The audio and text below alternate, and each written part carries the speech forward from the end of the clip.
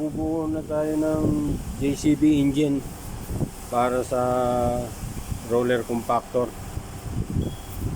Magpapalit tayo ng isang piston.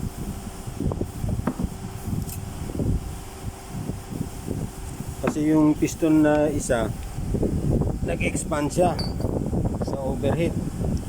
Lumaki siya, sumikip. Mahirap na ipasok. Ito, nagpapalit tayo ng bago, isa lang.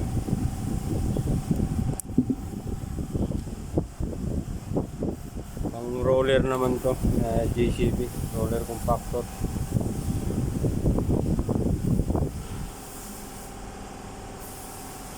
So kasama ko nagbubuo si Paje.